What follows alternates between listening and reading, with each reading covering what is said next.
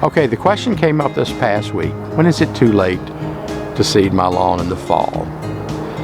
And that question came from one of my the mailmen that goes by this road every day, and he had been noticing the progress on the lawn and how the grass had really come in, and he was getting all excited about the possibility of seeding. And he said, I think I'll just wait till spring. And then he stopped for a minute and he said, well, when is it too late to do it in the fall? So I thought that was a good topic to discuss.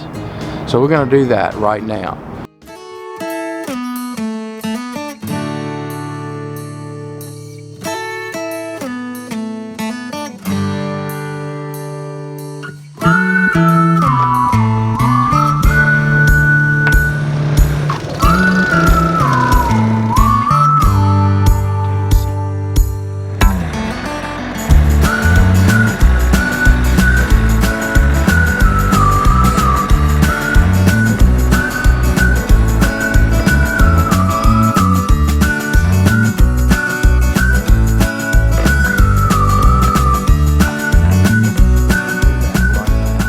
Number one, I think it depends on where you live. I'm here in Central Virginia, and we have had an extremely hot and dry spell. Since really at the end of August, we haven't had any rain to speak of. And so I've had to be very committed on watering this lawn, this one back here that's really green. And as you can tell, it's worked. If you reseed and you give it water, you'll get germination and you'll get growth. However, on this lawn, because of wanting to get this other established first, I had not reseeded. So now I'm sitting here thinking, he asked a very good question: when is it too late to seed? Well, it depends on your situation. My situation here is a little different, and so I have a lot of oak trees around and have big leaves, and they typically, well, they've already started to fall. So if you have a grass plot or a lawn that's wide open and no trees, and you live here in Central Virginia, now is a great time. And the reason it's a great time is that you will not be fighting trying to keep heavy leaves off of new grass. That is one thing that will be very frustrating. And that's because, for number one, the only thing you could use would be a blower to blow the leaves off. But still, you got to get on the lawn, you got to walk, and you've got to disturb your new planting.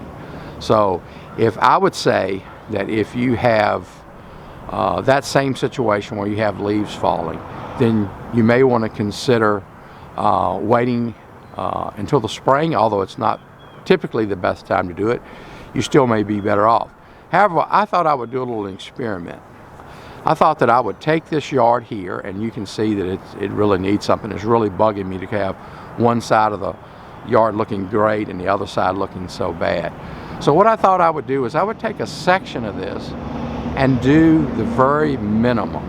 I know it's late. It's October the 11th today, 10th or 11th, I forget what day it is. And so anyway, I'm going to try to aerate this area, and I'm going to put down the GCI turf type tall fescue, and I'm going to just water one time a day for about 15 minutes and see what I can do. And I just want to see for myself and to help all of us understand the challenge we will face when we seed this late and we have a lot of trees around. So I thought that would be a fun little project, and the way I figured is this: if I get a good stand of grass on this section, that's great. If I don't, I'm not going to be really worried about it, because I know that the odds are a little bit against me because of number one, the leaves are going to start falling, and it's going to be very hard to keep them off. But we're going to try it anyway. And so I think sometimes finding out what doesn't work helps you kind of discover what does work. So that's what we're going to do. So I hope you'll stay tuned for this little series. And I'm not sure I'm going to do the whole lawn. I may just set up the sprinkler, one sprinkler, and see where that sprinkler will water to, and just do that section and kind of call it a test plot for late fall seeding. So stay tuned, and we'll watch it come in and grow together, and we'll learn together. So thanks for joining in, and we're going to get started here and put down some seed, do some aeration and a little fertilizer, and see what we get. Thanks for joining in, and we'll get started.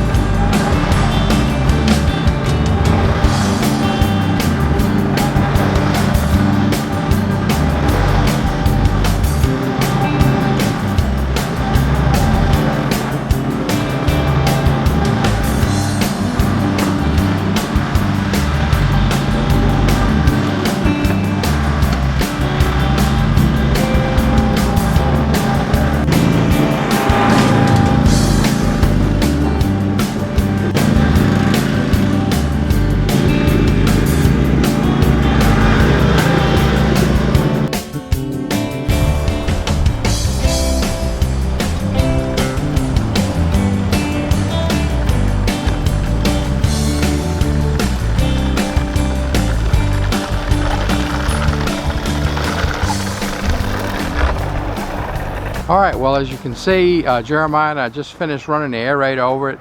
The ground is very, very hard. No rain equals hard ground. But anyway, we ran over it. He and I both took turns. We ran over it, I don't know how many times, 10 or 12 times, and got some penetration into the lawn. So we're just gonna see, remember this is kind of our test plot to see how things go with kind of worsening conditions and late in the fall. But we just finished aerating, and I just finished putting down the seed, and so we're going to get ready to hook up the sprinkler and water this section, and then just wait and see what happens.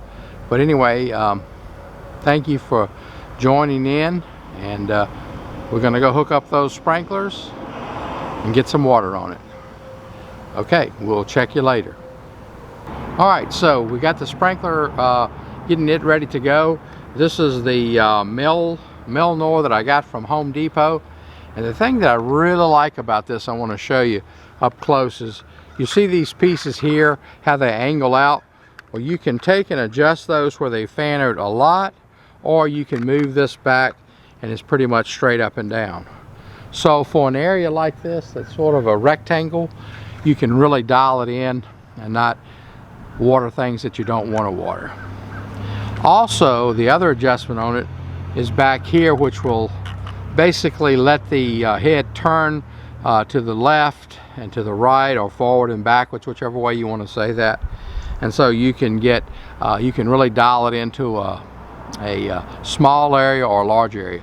So for our purposes, we're going to set it all the way to forward and all the way to back, and we're going to set these here to sort of straight up, because we got kind of a narrow spot here, and we're going to see how that works. So we're gonna put those like this to where these little pieces here are straight up, and see if that works. And if it doesn't, we'll come back, make an adjustment, fan it out a little bit more. So let's see how this works.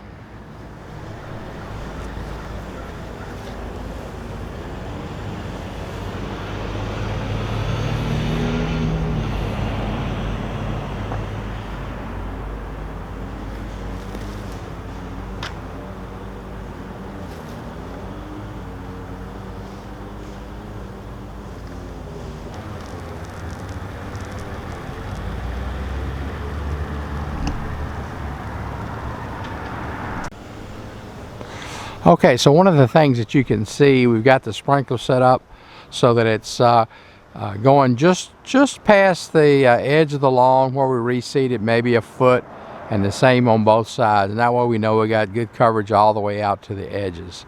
The other thing, where I'm set up here is about the edge of the drip line where the sprinkler turns and comes this way. And on the other side, it's going maybe 6 or 8 inches up onto the edge of the sidewalk that way. So we know we got plenty of coverage and that the whole area is going to get watered. So I'm going to leave it set right there and just water this area. And I'm going to get another timer, put on the hose, and water it 15 minutes a day. And that's I'm going to do that probably either in the morning or the evenings when I come home. Probably in the mornings. And we'll see what happens with this minimum watering, and hopefully we'll get some amount of grass to come up. Hopefully we'll get a decent stand. One thing I am a little concerned about is the amount of aeration that we did. We weren't able to really get a lot of holes in the soil just because it is so hard. But we'll just wait and see what happens. And one other thing that I've noticed about these sprinklers is that sometimes it takes a little while for the hose and the whole system to fill up with enough water and get enough pressure on it. So sometimes when you first start it, it may not go quite as far as you want, but give it a few minutes and let it sort of, I guess, get all the air and out of the system so you can see really what it's going to do. The other thing that you have to be careful about is the wind. If it's real windy, that's going to affect the distance because of the way that it throws the water up so high in the air. Bring it back about a foot this way. Try right there. Let's see if it'll come this way now.